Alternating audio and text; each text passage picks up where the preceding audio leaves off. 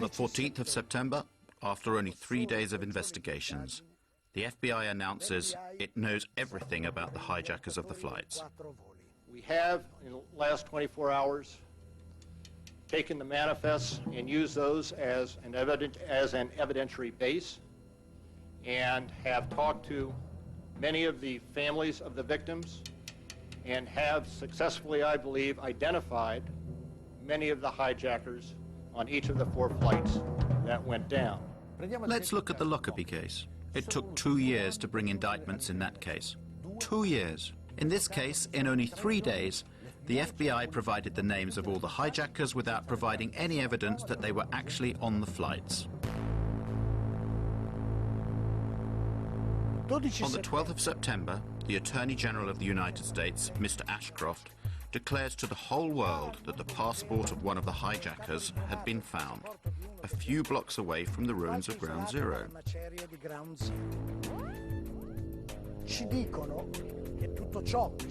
Even though they had said that everything inside the towers had been burnt up or had been reduced to a fine dust. So, the steel was molten, but paper survived?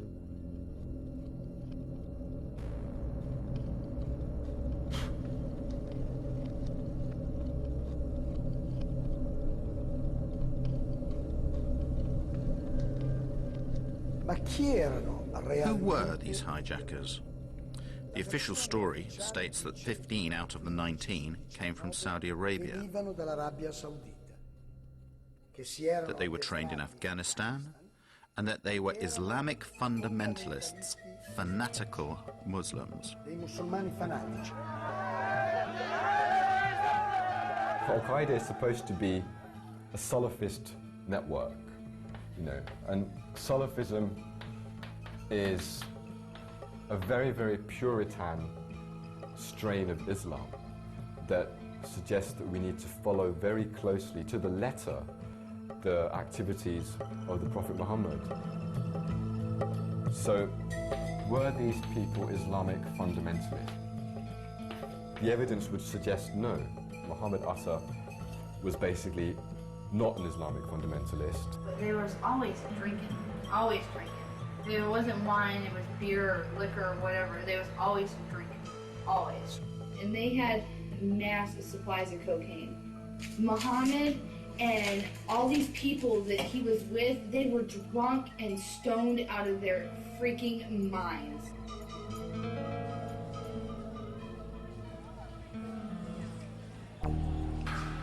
The identikits of the hijackers supplied by the FBI are truly bizarre. Each identikit corresponds to a number of persons. These persons are very different. They have different attitudes and different biographies. They live in different places, sometimes at the same moment. When you speak of Muhammad Atta, what Muhammad Atta? Is it the Muhammad Atta who was in Hamburg, Germany, being run by German intelligence? Is it that Muhammad Atta? Is it the Muhammad Atta who appears in Venice, Florida, which is a major locus for the National Security Agency, who's supposedly training at a little flight school for a little single and dual engine Cessna aircraft, and who's rooming with a man named Charlie Voss, who was a CIA pilot who ran guns into Nicaragua and cocaine out for the Central Intelligence Agency? Is it that Muhammad Atta?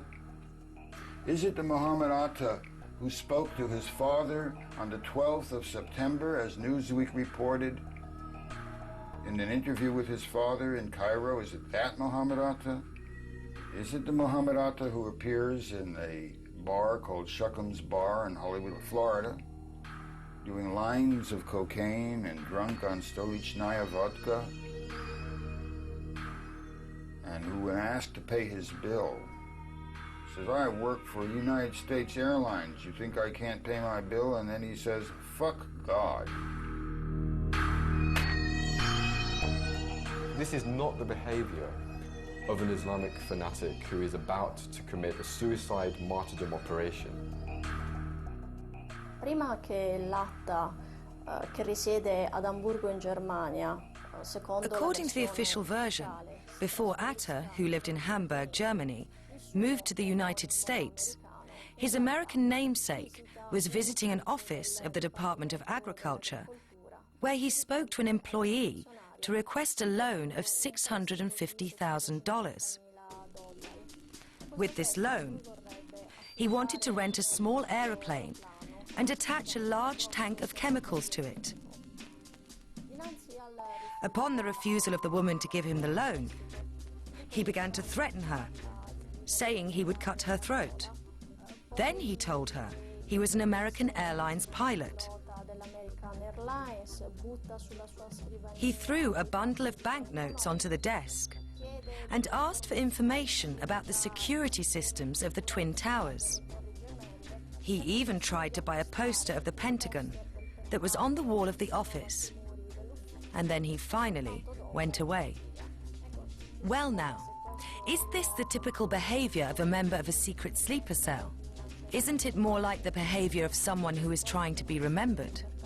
This is not the behavior of an Islamic fanatic who is about to commit a suicide.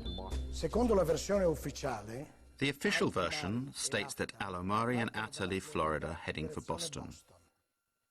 This is according to plan, since that is where the two aeroplanes due to be hijacked will depart. But they don't stop when they get to Boston, they continue to Maine. 300 chilometri più a nord. It is the afternoon of September the 10th. The next day will be the most important day in the two men's lives, a day on which they cannot make any mistakes. But what do? They go on a trip to Portland. They spend the night there and they attract attention to themselves with their noisy revelry. They also pay with credit cards in their names. They do everything they can to leave traces of their presence there. Next morning at 6 a.m., they fly from Maine to Boston. The plane that they are going to hijack takes off only half an hour after their flight lands. This is a very tight time window, potentially putting the whole plan in jeopardy.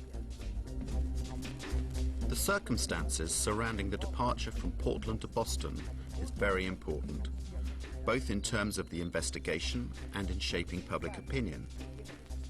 It is there that the airport's CCTV cameras record the video in which we see the faces of Atta and Al-Omari.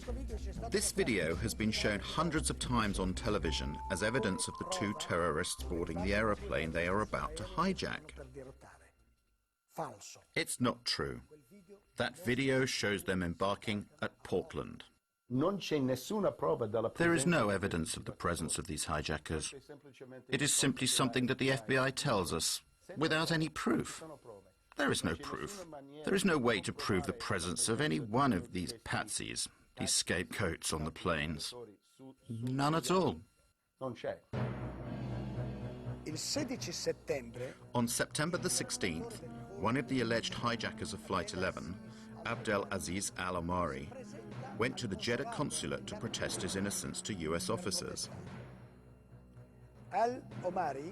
Al-Omari, a pilot from Saudi Airlines, receives an official apology from the American officers in Riyadh.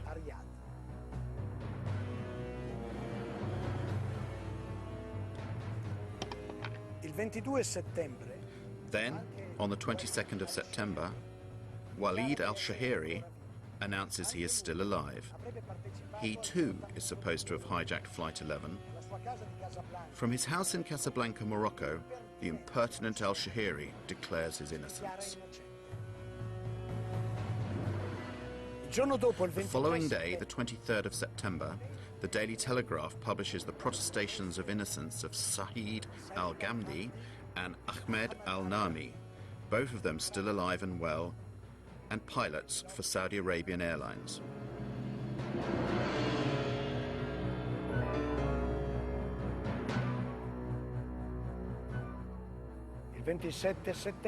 On the 27th of September, CBS tracks down Salem al-Hazbi. According to the FBI, he was dead after Flight 77 crashed into the Pentagon. But curiously, he persists in hanging around alive in Saudi Arabia, where he works in an oil refinery. in un impianto petrolchimico.